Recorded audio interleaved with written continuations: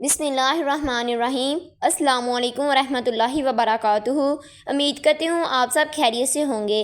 آج جو وظیفہ آپ کے ساتھ شیئر کرنے والی ہوں، یہ وظیفہ قرآن پاک کے 2 لفظ کن فیکون لفظ کا وظیفہ ہے۔ پیارے بھائیوں اور بہنوں، قرآن حکیم میں اللہ پاک خود اپنی قدرت بیان کرتے ہوئے فرماتے ہیں کہ جو کام کرنے کا ارادہ ہوتا ہے تو میں ایک کن کہتا ہوں تو وہ ہو جاتا ہے۔ اللہ پاک اس کن میں اتنی طاقت ہے، ہم مسلمانوں کن کی طاقت سے آگاہ ہیں۔ اللہ پاک کے کن میں اتنی طاقت ہے، اس سے ہمیں ضرور آگاہی حاصل کرنی چاہیے۔ انسان کو اپنے مالک کی قدرت کو جاننا ضروری ہے۔ اللہ کی اس وسیع کائنات میں انسان کی کیا حیثیت ہے، یہ اسے تب ہی پتہ چلتا ہے جب وہ اس کائنات کے بارے میں مکمل آگاہی حاصل کرتا ہے۔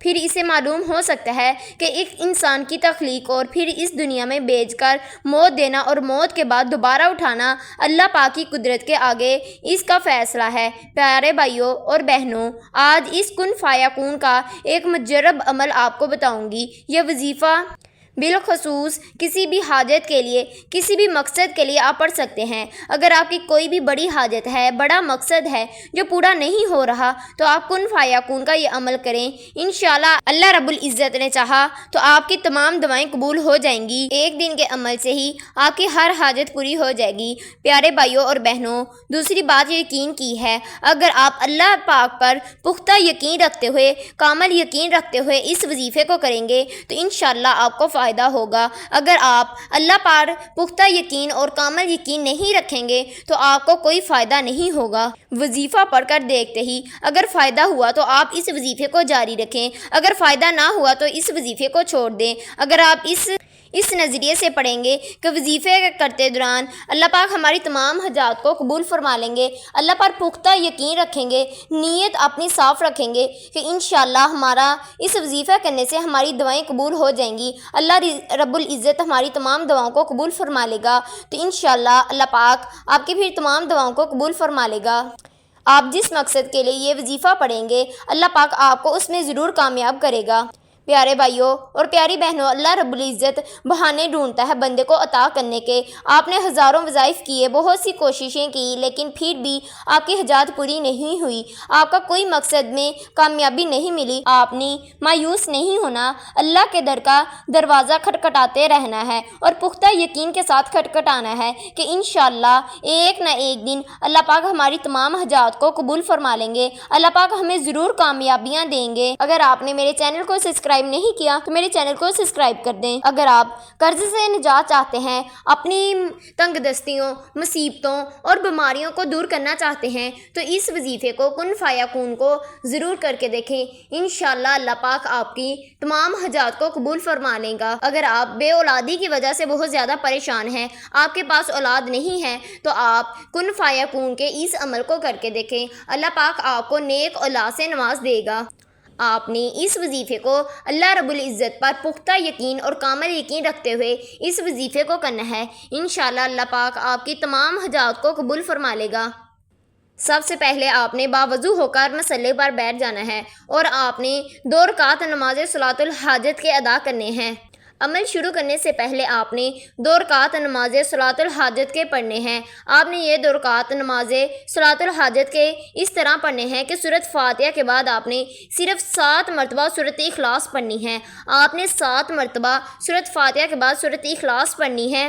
اسی طرح دوسری رکعت میں بھی سورۃ فاتحہ کے بعد 7 مرتبہ سورۃ اخلاص کو پڑھنا ہے۔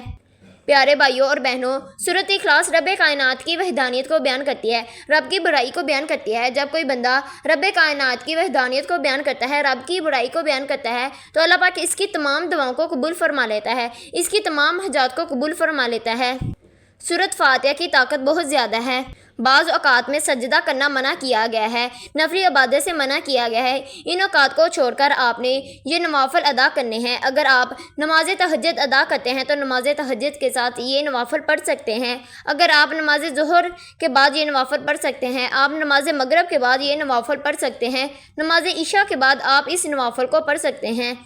ایسے اوقات ہیں جن اوقات میں آپ نے یہ 2 رکعت نماز صلاۃ الحاجت کو ادا کرنا ہے۔ اس کے بعد جب آپ اپنے بستر پر سونے کے لیے جائیں، لیٹنے کے لیے جائیں، تو آپ نے اپنے بستر پر بیٹھ کر ایک تسبیح قرآن پاک کے یہ 2 لفظ کن فیکون کو پڑھنا ہے، 100 مرتبہ کن فیکون کو پڑھنا ہے۔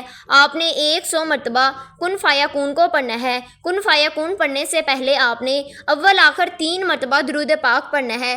3 مرتبہ آپ نے درود ابراہیم پڑھنا ہے۔ 3 مرتبہ درود پاک پڑھنے کے بعد پھر آپ نے 100 مرتبہ کن فیکون کو پڑھنا ہے۔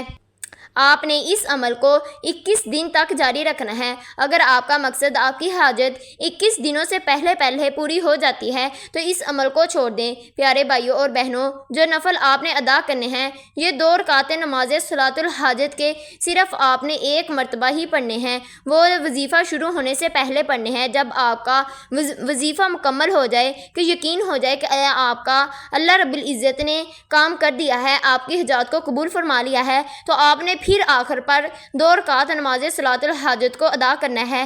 اس میں بھی آپ نے سورۃ فاتحہ کے بعد 7 مرتبہ قل ھو اللہ احد کو پڑھنا ہے، یعنی سورۃ اخلاص کو پڑھنا ہے۔